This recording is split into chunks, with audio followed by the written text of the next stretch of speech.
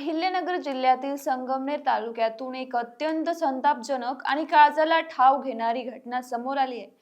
वडगाव पान शिवारात मंगळवारी दिनांक 17 मार्च रोजी दुपारी 12 वाजता शाळा सुटल्यानंतर इयत्ता 6वीत शिकणाऱ्या 12 वर्षाच्या निष्पाप विद्यार्थिनीवर दुचाकीवरून आलेल्या एका अज्ञात तरुणाने थेट ऍसिड हल्ला केलाय। ती मुलगी शाळेतून घरी जात होती। तिला कुठलीही कल्पना नव्हती की तिच्या आयुष्याला आज असं भयंकर वळण मिळणार आहे। त्या अज्ञात युवकाने तिला पत्ता विचारण्याच्या बहाण्याने अडवले आणि एक बाटली पुढे केली आणि त्यातला वास घेण्यास सांगितलं। त्या निरागस मुलीने नकार दिला आणि त्याच क्षणी त्या नराधमाने थेट तिच्या तोंडावर ऍसिड फेकले व घटनास्थळावरून पळ काढला। वेदनेने व्याकुळलेल्या त्या चिमुरडीला ऍसिड म्हणजे काय हेही ठाऊक नव्हतं। तिच्या मनात फक्त एकच विचार होता की एका माणसाने येऊन माझ्या तोंडावरती विष फेकलंय। ती बोलूही शकत नव्हती, फक्त अंतरावाजाने ओरडत होती। जास्त त्रास होत असल्याने ती एका जवळच्या घराजवळ गेली।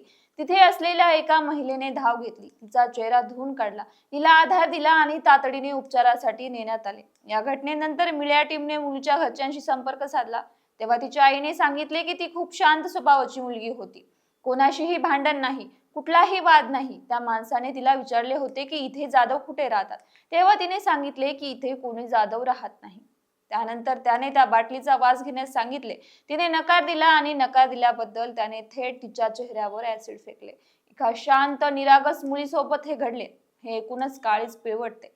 जखमी मुलीला लोणी येथील प्रवरा ग्रामीण रुग्णालयात दाखल करण्यात आले असून मुलीचा चेहरा उजव्या डोळ्याच्या बाजूने 60% भाजला आहे। सध्या तिची प्रकृती स्थिर असून तिच्यावर प्लास्टिक सर्जरी करण्यात आली आहे। शरीरावर झालेली जखम कदाचित बरी होईल, पण या कोवळ्या जीवावर झालेला मानसिक आघात किती खोल असेल याचा विचार करूनच मन सुन्न होते। ही विद्यार्थिनी गरीब कुटुंबातील असून ती नातेवाईकाकडे राहून शिक्षण घेत होती। त्यांनी दिलेल्या फिर्यादीवरून एका अज्ञात तरुणाविरुद्ध तालुका पोलीस गुन्हा दाखल करण्यात आला आहे। घटनेचे गांभीर्य लक्षात घेऊन पोलीस प्रशासनाने युद्ध पातळीवर तपास सुरू केला असून आरोपींच्या शोधासाठी 10 विशेष पथके तैनात करण्यात आली आहे।